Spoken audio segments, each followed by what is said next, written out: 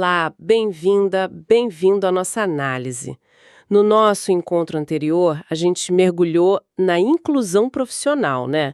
E nos direitos sociais da pessoa com deficiência. Isso mesmo. Hoje o foco é outra área, assim, vital para a cidadania plena e para o bem-estar. A participação na vida social, na comunidade. Fundamental. Vamos tentar desvendar como o Estatuto da Pessoa com Deficiência, que é a Lei Brasileira de Inclusão, busca garantir o direito à cultura, ao esporte, turismo e lazer. E o ponto-chave, em igualdade de oportunidades. Exatamente. E essa é uma parte, olha, crucial da lei, porque ela reconhece que cidadania não é só trabalho e direito básico, né? Inclui poder desfrutar, criar, participar da vida cultural, da vida social. Totalmente. Então, vamos ver como é que a legislação estrutura essa garantia. Então, para começar, o alicerce de tudo isso, né? O direito fundamental de acesso. O artigo 42 da Lei Brasileira de Inclusão, parece que ele é o ponto de partida. Estabelece a base de forma bem clara, não é? Precisamente. O artigo 42 é, digamos, a declaração de princípio. Ele assegura à pessoa com deficiência o direito à cultura, ao esporte, ao turismo e ao lazer. E, como você disse, em igualdade de oportunidades com os demais. Certo. Isso significa, assim, na prática, remover as barreiras que impedem essa fruição. E a lei detalha um pouco mais o que esse acesso significa, porque, né, o acesso pode ser uma coisa meio vaga às vezes. Sim, detalha. E é importante que detalhe, né, para não ficar no ar. Garante, por exemplo, o acesso a bens culturais em formato acessível. Tipo, Aí a gente fala de livros em braille, audiolivros, filmes com audiodescrição, sabe? Materiais com linguagem mais simples também, coisas assim. ok. Também garante acesso a programas de TV, cinema, teatro, outras atividades culturais, desportivas, tudo em formato acessível. Entendi. E um ponto crucial, o acesso físico mesmo. A monumentos, locais de importância cultural, espaços que oferecem serviços ou eventos, ou seja, cobre tanto o conteúdo quanto o espaço físico em si. Nossa, essa coisa do formato acessível é muito chave, né? Mas e se, por exemplo, sei lá, uma editora se recusa a lançar um livro em formato acessível? Pode alegar direitos autorais, por exemplo? Olha, aí a lei é bem taxativa. Mostra bem a prioridade que foi dada para a inclusão. O parágrafo 1º lá do artigo 42, ele proíbe expressamente essa recusa. Ah, proíbe mesmo. Nenhum argumento, nem mesmo proteção de direito autoral, pode ser usado para negar a oferta de uma obra intelectual em formato acessível para a pessoa com deficiência. O acesso à informação à cultura, ele se sobrepõe nesse caso. Mostra que não é só uma recomendação, né? É uma obrigação mesmo. Exato. E qual o papel do governo para fazer isso sair do papel? Porque uma coisa é a lei dizer, outra é acontecer. Boa pergunta. O parágrafo 2º do mesmo artigo, ele coloca uma responsabilidade bem direta e ativa sobre o poder público. Ele não deve só permitir o acesso, sabe? Ele tem que promover ativamente soluções. Promover como? Buscar formas de eliminar ou reduzir ou superar as barreiras. O objetivo é garantir o acesso a todo o patrimônio cultural. Não é só uma permissão passiva, entende? É um dever proativo do Estado. Sei. É desmontar barreiras mesmo, reconhecendo que o acesso cultural é um direito fundamental, não um privilégio. Claro, tem que sempre respeitar as normas de acessibilidade, a proteção do patrimônio histórico, buscar um equilíbrio aí. Entendi. Então o artigo 42 meio que abre as portas. Mas a lei parece que quer ir além de só permitir a entrada, né? Eu ouvi falar em protagonismo. Onde é que isso entra na história? Exatamente. Ótima colocação. Se o artigo 42 dá a chave da porta, digamos assim, o artigo 43 quer garantir que a pessoa com deficiência não seja só um espectador passivo lá dentro. Ah, interessante. Que ela seja um participante ativo, um protagonista mesmo. O artigo determina que o poder público deve promover a participação da pessoa com deficiência em atividades artísticas, intelectuais, culturais, esportivas, recreativas, visando o protagonismo dela. Protagonismo. Gosto dessa palavra. Mas o que isso significa na prática? Como é que o poder público deve fomentar isso? Então a lei aponta alguns caminhos. Primeiro, incentivar a oferta de instrução, treinamento, recursos adequados, sempre em igualdade de oportunidades. Pensa em aulas de arte, música, esporte adaptado. Mas com os recursos necessários para a coisa acontecer de verdade. Claro. Segundo, e isso é fundamental, assegurar a acessibilidade nos locais dos eventos e também nos serviços prestados pelos organizadores. Ah, nos serviços também. Sim, não adianta nada ter um curso de teatro incrível se o palco ou os bastidores não são acessíveis, concorda? Faz todo sentido. A acessibilidade do serviço é tão importante quanto a do espaço físico. Não adianta chegar lá e não conseguir participar. Sem dúvida. E o terceiro ponto reforça isso.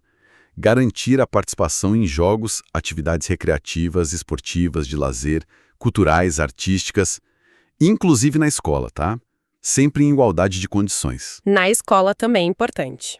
Se a gente conecta isso tudo, percebe a mudança de paradigma, né? Não basta permitir a entrada como espectador.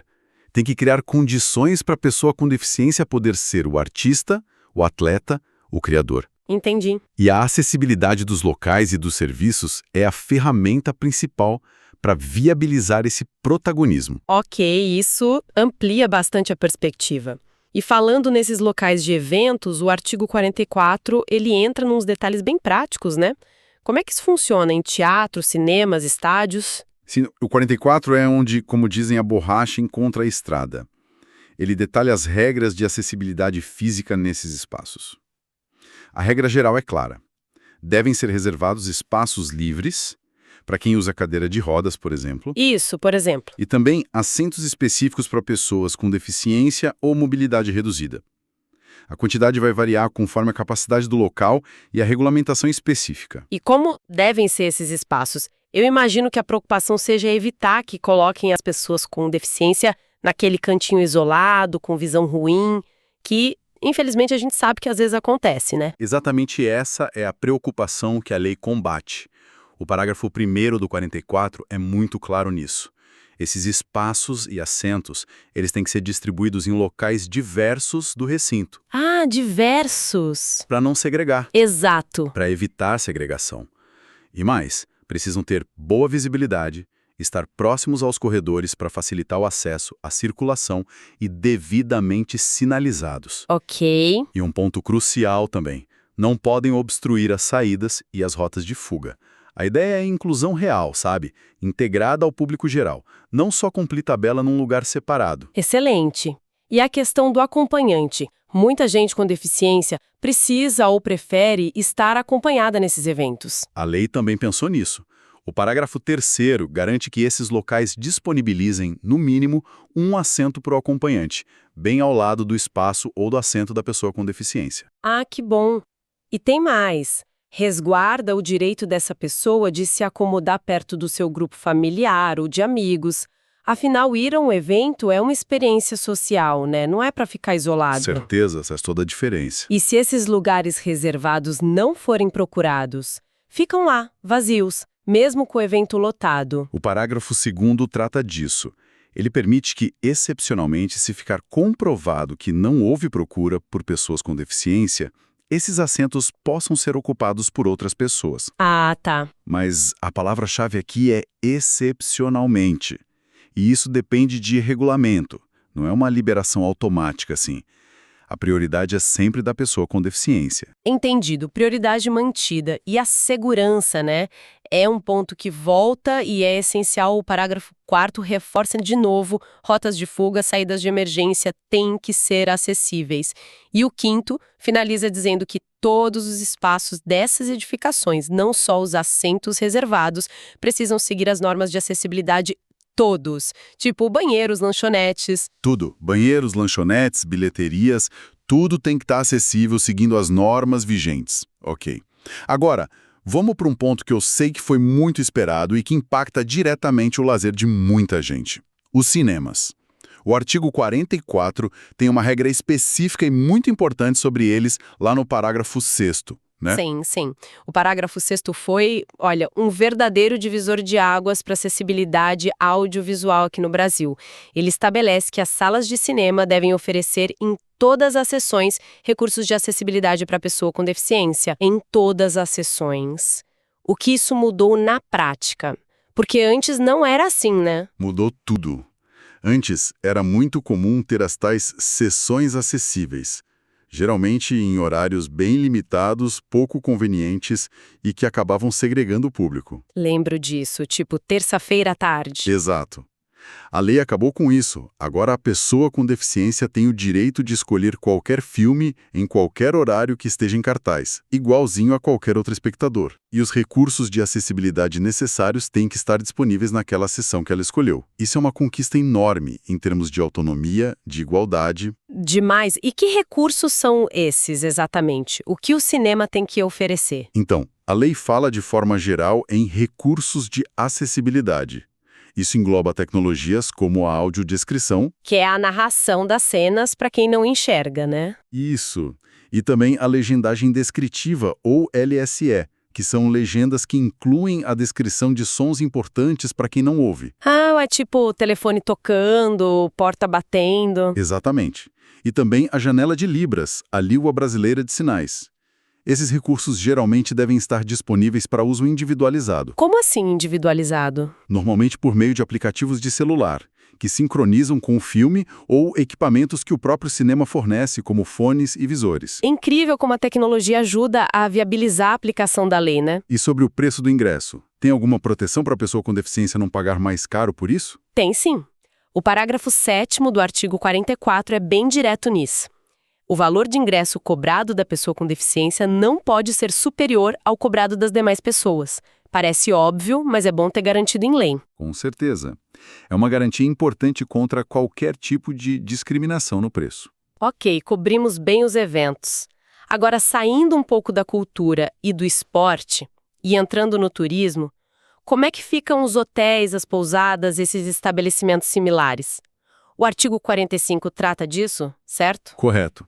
O artigo 45 foca na acessibilidade na hospedagem, e ele faz uma distinção importante entre estabelecimentos novos e os que já existiam. Ah, tem diferença. Tem.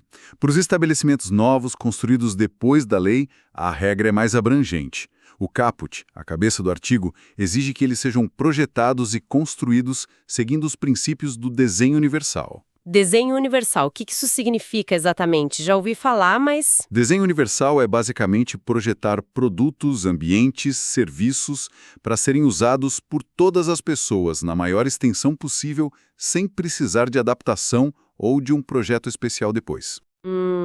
É pensar na acessibilidade desde o começo, desde a concepção, para que sirva para todo mundo.